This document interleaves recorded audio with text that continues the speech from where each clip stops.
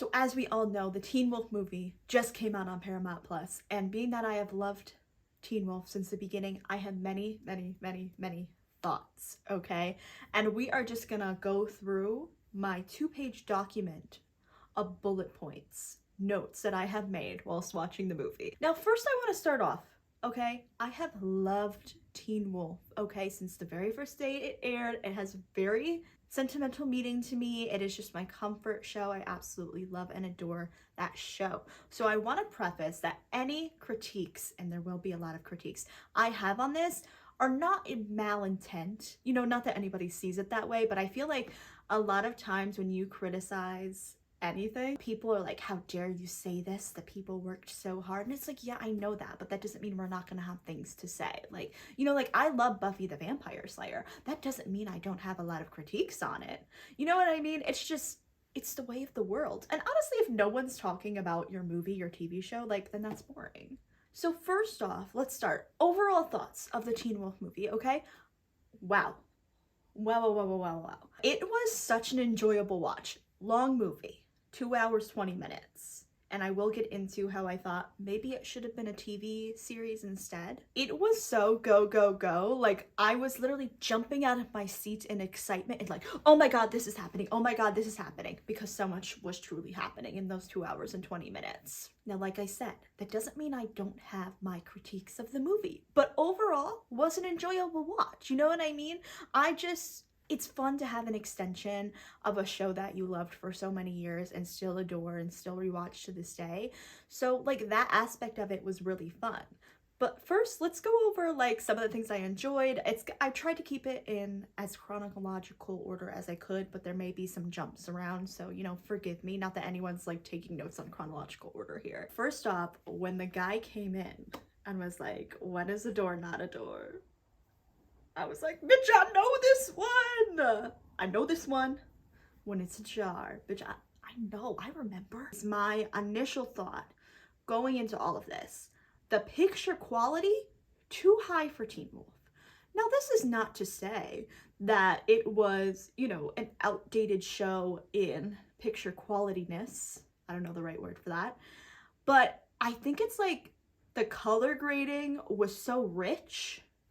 And it felt kind of weird because I think the thing about Teen Wolf is I typically, if I'm rewatching it, typically I'm watching it on my iPad.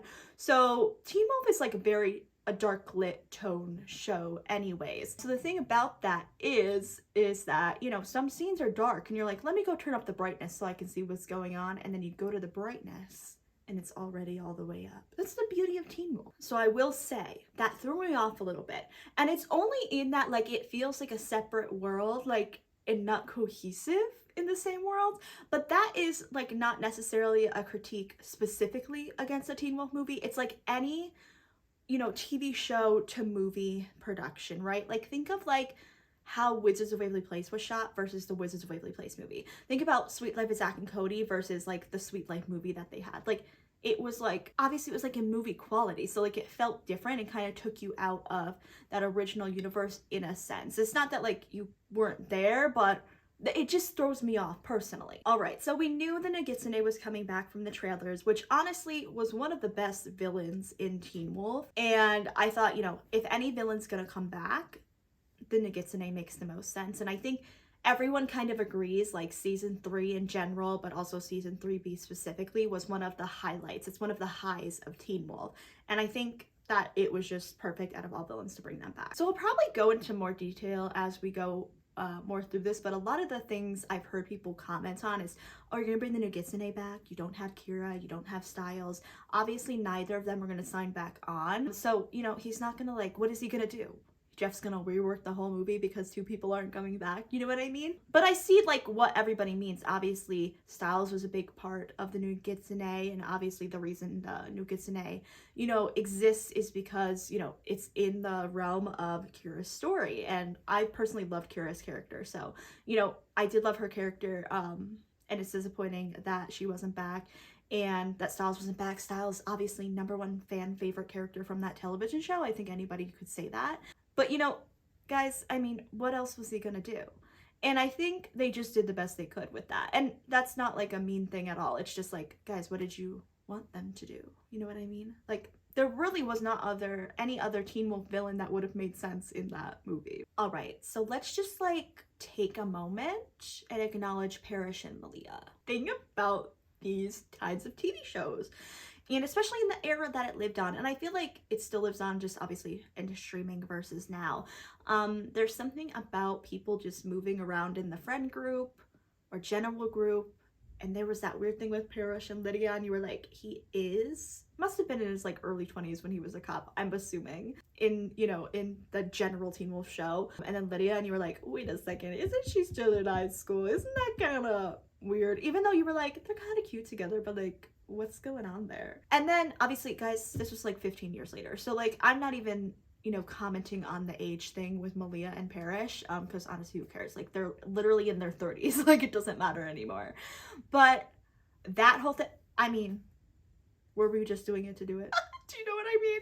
It was like, it just felt like it was just kind of written in to be like, to give them a purpose in the movie on a smaller sense. And yeah, to me, it was just odd. But I mean, it just was what it was. But I was like, huh?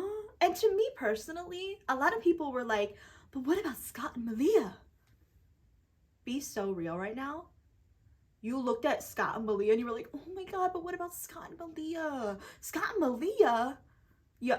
Personally, I did not see the chemistry between Scott and Malia. The fact that that was even a thing at the end of the season. But like I said, the thing with these teen shows, they were teens at the time, is that everybody's just kind of like going around the same group, and like, we're not really talking about the fact that like, imagine if your best friend was gonna date one of your exes, and like, yeah, you may have fallen in love with your like person that you've always been in love with since the beginning of the show. For example, Styles Atlas Lydia. But it's like, we're not gonna like ignore the fact that like Styles and Malia did have a meaningful relationship, and like, you did just like go with Malia. Now, we don't have the context to know like, did Styles and Scott have that talk? I'm just saying, like, it is odd to me. And I didn't see the chemistry between Scott and Malia. I think it was just, yeah, that I didn't get personally. I think it was just like, oh, which is odd to me because I feel like, if anything, like, Scott's relationships definitely hurt. Not that he can't have a relationship even though he's like stuck in all these supernatural drama, but like, I feel like he could have been single, you know what I mean? Like, at the end of the show, like, it didn't have to be that deep,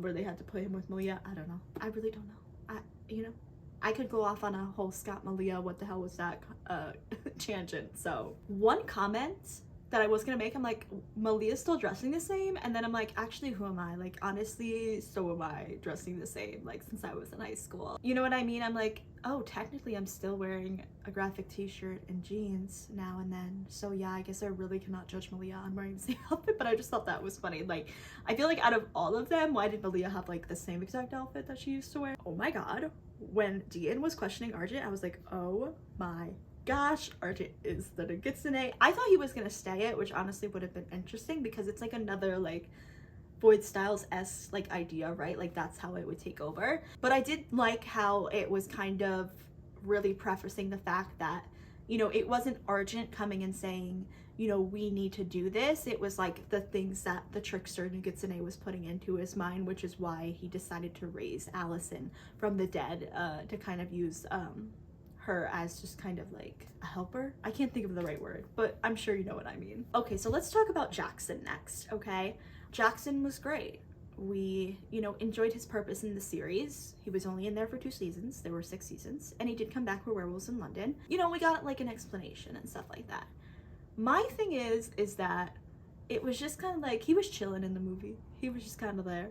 And I think the biggest thing for me is that, you know, we kind of all have a idea of like who these characters are, and it's not that we don't have an idea of who Jackson is in that sense, but because his story ended so early and then we only got like the one glimpse of him when he did like the comeback, it's odd because we don't, the only essence of Jackson that we really know is like his snarkiness and sarcasm. It's not that he doesn't belong there, it's just like, I feel like I don't know his character well enough now. Do you know what I mean? Because he wasn't in there for the entire series as opposed to some of the other people. So the big thing in this movie, Derek was gonna have a son, and there was a lot of debate on who the hell was this guy's mother. We never know, we never find out. So he was just single dadding it up, and that's totally okay. I just want to know who was his, and maybe that's not even relevant You know, maybe the stork dropped him off at Derek's house. Who am I to say? I don't know. And I think a lot of the comments about Eli, Derek's son, was like, oh my god, it's like Styles, or it's hysteric kid. And like, listen, like, that's like funny. I don't really like, I'm not like a hysteric shipper. I don't care either way, to be honest with you, but I did love the idea of that, you know, Styles, like, they got along, you know what I mean, they cared for each other, but it was like the idea of like, oh, of course the annoying person in your life is gonna be like what your kid is gonna turn out to be. So I like that like idea of it, and as much of a nod to Styles as they could do, you know, in the series. So I did like that element of it. I also thought it was really funny, like, because also the thing about Styles is like he wasn't played much, he couldn't really play, and that's how they were like making Eli out to be. But I was like, no, you just gotta wait till you wolf up, because if anyone knows in Teen Wolf, once you get your wolf powers, you are like mad good at lacrosse. He's gonna be played soon, he just needs to like wolf out so he can have his advantage. I'm also curious as to what an original script would have looked like, being that Styles was there, for many reasons, but because of the Jeep thing, I wonder if that was like always written in, that like, because, you know, the funny thing was that Eli, in a way, like, he was his own person. I don't like feel like he was a replacement or like an exact replica of anyone, you know, because it was the nod that he's kind of Styles-esque, and oh, how funny is it that he is just like connected and always stealing this Jeep. I wonder if that was written before or like whatever. I'm just so curious what an original script would look like as far as like that idea. Do you know what I mean? So another big comment, Allison coming back. She was cremated, okay? She comes back to life, and she's not her 16, 17-year-old self. So yeah, I think at the end of the day, guys, like, let's remember, like, this is one thing, like, when it's happening, if we wanted it to be like, oh, she's raised from the dead as herself as she died, continuity wise, that's just not possible. It's like the idea, you can't bring the original Buffy the Vampire Slayer cast back, because like the vampires, like, they do age, they are not ageless vampires in actuality. Honestly, just write it off to Nebaton magic that like she is like how old she would have looked like had she still aged. Okay, so I wonder if anyone else was confused about this too. So yeah, their Oni very clearly killed people and stuff like that, where you saw like them being killed. But when they disappeared, like when, for example, like Hikari, I thought she was killed. And then Liam, I was like, oh my god, damn, they just killed Hikari and Liam. But like, they didn't like actually, like, they weren't stabbed and died, they just like turned into dust. Now, being that season 3 is my most watched Teen Wolf season, I've seen it a million times, you would think I would have some memory of if this was a thing before, but honestly I don't remember. So please correct me in the comments if like the Oni taking people and then like turning to dust like with a sword was a thing before, but I don't remember that. So that was really just confusion as to like, I don't remember that happening in the original series. So it took me a little while for it to click. I'm like, oh, they're not dead, they're taken by the Oni, and then just put in like the other, I don't know, we'll say parallel universe, I don't know what you want to call it. Also, someone commented this on a TikTok I had made, but they said, was it just me or were the Oni fighting slow? And I thought it was funny, and please let me know if you also noticed this. Was it just me, or were some of the fight scenes feeling a little slow? Like, I felt like they were more faster paced in the show, and I don't know what that was, or like, was I just oddly being like, oh, this is slow, and maybe it was just like a normal fight scene? I don't know, let me know. But I just thought that I had thought that, and someone saying that in the comments, I was like, oh yeah, like I thought some of the fighting, I was like, huh? And also the fact that they were able to fight so well against the Oni, but I think we can chalk that more up to experience, like they've been there, done that kind of situation. But I did think that was interesting for sure. So Mr. Harris, the chem teacher, being the one coming back, that was so funny to me. I'm like, because it's like random, like it's not random, but it's random. And I'm like, really, out of all people? You're like, that's so funny. And I think a lot of people were like, oh, what was that? Because it's just like, he had such a, like, I'm gonna say a Scream villain-esque mindset, right? Like, oh, you kids, you ruined my life, right? And to me, that just like screamed the Scream movies. Like, it was really just giving off that kind of vibes. And I wonder if anyone else, you know, who likes Teen Wolf, who also has watched the Scream franchise, also picked up on, like, that was the kind of villain he was giving. That was like the fun thing about the Teen Wolf movie. It was so go, go, go, and a lot of things, like, for me were unexpected. So, like, it was just like a funny thing that was happening. And I really, really do believe, like, he was giving like Scream 5 villain, you know what I mean? And I also loved at the end when they brought him to Eichenhaus. Like, I just thought that was like a funny nod. I feel like Eichenhaus, like, of its own concept, could like be its own TV series, honestly. All right, can we take a moment to talk about like how Scott like was in his mid-30s and playing on the lacrosse team for high school? Yeah, let's just take a moment. I thought it was written off really funny. Like, he was like, that's Greenberg. But two was like, wait a second, did we just throw a 35-year-old man into the fucking high school lacrosse game? Like, I don't know. I love that though, it's fun. Okay, another thing people were saying were the werewolf Nogitsune, because you can't be a fox and a werewolf at the same time. And that's why, you know, ultimately they were able to, you know, break the void styles and get the Nogitsune. Is it supposed to be like a firefly? I don't know. I think so. I don't remember. You know, the thing about these shows is that as many times as I've watched them, there are some just things I forget. I'm more of a visual person. Like, when I'm watching it, I'm like, oh yeah. But like, ask me to remember and I'm like, beats me, honestly. Couldn't tell you. And so I think like a lot of people were confused because of that. Like, you can't be both. So they were like confused that he was wolfing out. I don't really know. It didn't bother me, to be honest, at all. But that is something that people were commenting on. Another thing, and I think it's because of this specific instance, people commented on the CGI, which I thought was very interesting, because obviously as a society, we have progressed CGI so much. But I will say, if you have watched Buffy the Vampire Slayer, to me, the Nogitsune werewolf was giving like very first vampire to me. But overall, like, I'm confused as why people were saying like, oh, the CGI is worse than it was on the show. And I'm like, to that, I'm gonna have to ask you to rewatch Teen Wolf and then try to say that same thing, because that's just not the truth at all. I also did love about the movie, like, Allison remembering, having her memories all come back because of Lydia screaming. Like, it's a nod to, you know, how Allison died, and Lydia knew because it was just like intuition. The thing about Skallison, listen, I loved Skallison back in the day, okay? When you rewatch Teen Wolf, you will actually be shocked at how short their relationship is, but we love it nonetheless.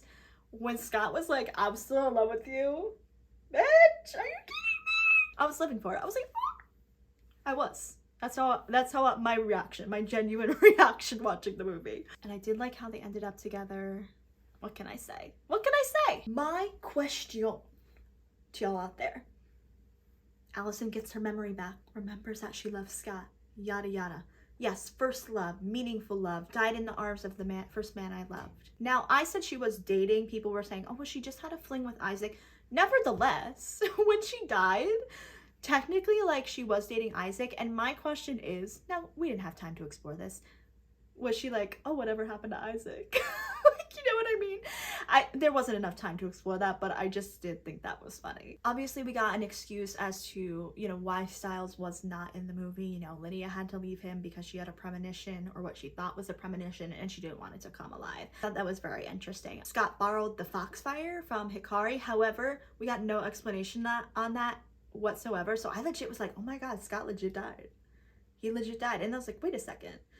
And you like saw that he borrowed the Foxfire, but like there was no explanation, there was no nothing. So it was like, oh, I would have liked to hear more elaboration on that. So that was like the only like critique I had in that. Like, the concept was interesting. I just was like a little confused. Let's talk about it. All right. First, I just want everybody to have a moment of silence.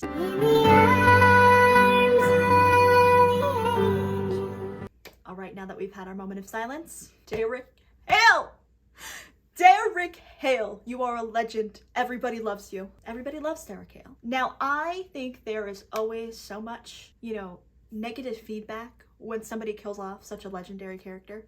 Ultimately, what I found is, yeah, we don't like when our beloved characters die, but I think that almost makes their presence in the show more meaningful. Like, if we always work towards the fan service, we're not gonna be able to push to the interesting things. And that's like the beauty of a television show, and why I think, and I understand why, you know, they don't always listen to the fans. Like, yeah, we don't want people to die, but like that's kind of like what makes the show and makes their presence more meaningful, you know. Even thinking back to like Buffy the Vampire Slayer, like seeing people die in the, you know, final battle, you're like, oh my god, I don't want Anya to die, but like it is just like, it just really hones in, you know, how important they were in that story, you know what I mean?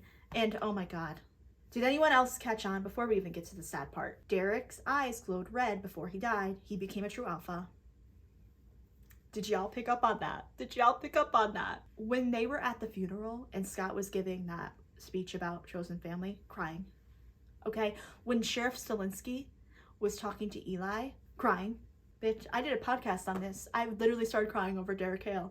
Like, oh my god, just what a wonderful character. Why do I want to cry now, actually? And whilst there's many, many, many more things to explore in the overall Teen Wolf, and maybe I'll make another video going more in depth into what I was saying, but the last funny thing for me was Eli can't drive. He's 15, doesn't have a license. Sheriff Stilinski is giving him the Jeep.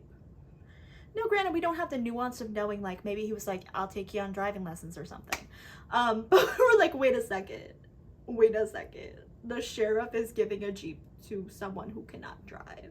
But overall, enjoyable watch. Yes, I have these questions, critiques, etc., but I did enjoy watching it. I really did. My overall critique of it, though, is that it was so go, go, go, go, go. We just didn't have time for everything.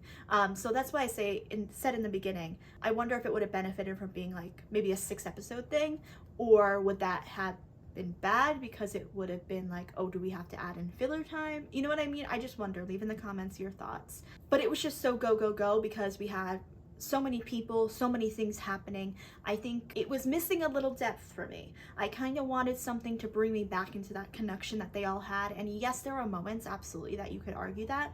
For me, I needed more. I think the thing about Styles missing is, yes, there were jokes in the show. I think the thing about Styles is like he had such great comedic moments, and I feel like we were missing those big comedic moments in the movie. But once again, 2-hour and 20-minute movie, so much was happening, we just didn't have the time. So definitely let me know your thoughts in the comments. I have many more things I could say, so I probably will. But overall, loved it. It was a fun watch. I love an extension of a universe that means so much to me, and R.I.P. Derek Hale.